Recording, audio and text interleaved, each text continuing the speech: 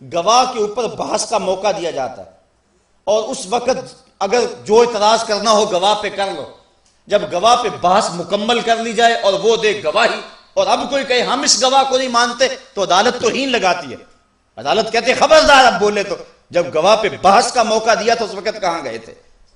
اب اگر کوئی بات کرے تو عدالت جھڑکتی ہے اور توہین عدالت لگتی ہے۔ تو 40 سال تک توحید کے اس گواہ پر بحث کا موقع دیا گیا تھا۔ اس وقت انہوں نے صادق کہا اور امین کہا، اور جب بات گواہی پہ آئی اور ابو لہب بولا تبًا لک ھنالک سائر الیوم الہذا جمعتنا، تو اللہ نے توہین عدالت لگائی، خبردار آواز بند کر، منہ بند کر، تبت یدا ابی لہب وتب، تیرے دونوں ٹوٹ جائیں، تو پہلے کہاں گیا ہوا تھا؟ 40 سال تو صادق اور امین کہتا تھا اور آج کہتا ہے کہ نہیں مانتا، تو توہین عدالت لگی۔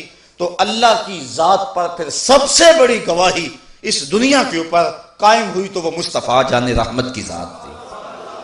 آفاق کے گوشے گوشے میں اس کی ہستی کے دلائل پھیلے ہوئے ہیں، عقل سلیم اس کا انکار نہیں کر سکتی، سارے نبیوں نے اس کی صداقت کی گواہی دی، لیکن وہ گواہی جس گواہی کے بعد کسی اور گواہی کی گنجائش بھی نہیں اور پچھلی ساری گواہیوں کی تصدیق ہو گئی، وہ گواہی ہے محمد عربی صلی اللہ علیہ وآلہ وسلم کی۔ بلکہ باقی جتنی بھی گواہیاں تھیں نا اللہ کی ذات پہ، وہ تھی خاموش گواہیاں، صامت، اور حضور کی گواہی، حضور اللہ کی ذات پہ دلیل تھے، ناطق، بولنے والی دلیل۔ پتھر اللہ کی ذات پہ دلیل تھے نا، لیکن لوگوں نے پتھروں کو معبود بنا لیا، بول نہیں سکے۔ درخت اللہ کی ذات پہ دلیل تھے نا، درختوں کو لوگوں نے پوجنا شروع کر دیا، بول نہیں سکے، اور ہم تو اس کی گواہی دینے آئے، تم ہمیں پوج رہے ہو۔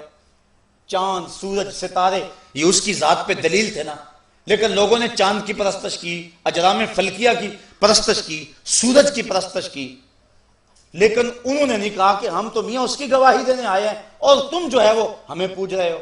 لیکن جب دلیل ناطق آ گئی تو جو گونگے تھے ان کے منہ میں بھی زبان آ گئی۔ درخت کو لوگ پوچھتے تھے، درخت نے کبھی نہیں کہا تھا کہ مجھے کیوں پوچھتے ہو۔ ادھر حضور کی انگلی اٹھی اور قدموں میں آ کے سلامی دے رہا ہے اور گواہی دے رہا ہے، رب کی بھی دے رہا ہے، اس کے رسول کی بھی دے رہا ہے۔ پتھر ہیں ابو جہل کی مٹھی میں، لیکن گواہی مصطفیٰ کی دے رہے ہیں۔ وہ لے آیا نا مٹھی میں ابو جہل، کہنے لگا آپ اگر اللہ کے سچے نبی ہیں تو بتائیں میری مٹھی میں کیا ہے۔ یہ تو ابو جہل بھی جانتا تھا کہ جو نبی ہوتا ہے وہ پوشیدہ چیزوں کو جانتا ہے، اس لیے اس نے کہا تھا بتائیں نا میری مٹھی میں کیا ہے۔ تو حضور نے مسکرا کے کہا میاں میں بتا دوں یا مٹھی میں جو ہے وہی بتا دے؟ اچھا مجھے یہ بتاؤ، حضور کے لیے تو وہ پتھر پوشیدہ تھے اور حضور کے لیے تو پتھر غیب تھے، لیکن ان پتھروں کے لیے حضور غیب نہیں تھے؟ جو رکاوٹ حضور کے راستے میں ان پتھروں پر تھی تو ان پتھروں کے راستے میں تو وہی ہاتھ کی رکاوٹ تھی، لیکن نبی کی توجہ ہوئی تو پتھروں کے اندر بھی غیب آ گیا، نبی تو پھر نبی رہا ہے نا۔ تو ان پتھروں نے پھر بول کر حضور کی گواہی دی کہ نہ دی۔ اور پھر لطف کی بات یہ ہے پتھروں نے یہ بھی نہیں سوچا مٹھی کس کی میں ہے، پتھروں نے ہمیں سبق پڑھایا اور درس دیا، حق بات کہنی پڑے تو ابو جہل کی مٹھی ہو تو وہاں بھی کہہ دیا کرو، حق بات کہنے سے جھجکا نہ کرو، جس کی مٹھی بھی ہو وہاں حق کہہ دیا کرو۔ اب پتھروں نے گواہی دی، یہ اجرام فلکیہ، چاند، سورج، ستارے، یہ اللہ کی ذات پہ گواہی بن کے آئے تھے، لوگوں نے ان کی پوجا شروع کر دی۔ چاند نے 2 ٹکڑے ہو کر گواہی دی، اور میاں میں معبود نہیں ہوں، میں تو اس نبی کے در کا بکاری ہوں۔ سورج نے پلٹ کر کے گواہی دی کہ میں اس نبی کے در کا گدا ہوں۔ تو وہ جو خاموش دلیلیں تھی ان کے اندر بھی جان آ گئی۔ 1 لاکھ کئی ہزار نبیوں کی جو گواہیاں تھیں ان گواہیوں پر بھی مہر تصدیق ثبت ہوگی۔ کیوں؟ اس لیے کہ حضور کی گواہی عینی تھی، باقی نبیوں کی گواہی جو تھی وہ سمعی تھی۔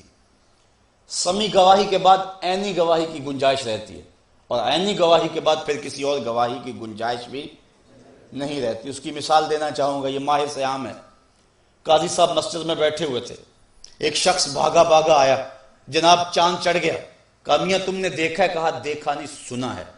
قاضی صاحب نے اقرار کرتے ہیں نہ انکار کرتے ہیں، کہا بیٹھ جاؤ۔ پھر ایک شخص آیا، چاند چڑھ گیا، میاں دیکھ کر آئے ہو؟ کہا دیکھا نہیں سنا ہے۔ کہا تم بھی بیٹھ جاؤ۔ پھر آیا ایک شخص آیا، جناب چاند چڑھ گیا، میاں تم نے دیکھا ہے؟ کہا جی سنا ہے۔ کہا تم بھی بیٹھ جاؤ۔ بیٹھتے گئے۔ پھر ایک شخص آیا، جناب چاند چڑھ گیا، تم نے دیکھا ہے؟ جناب دیکھ کر کے آیا ہوں، میں نے اپنی آنکھوں سے دیکھا ہے، میں نے واضح دیکھا ہے۔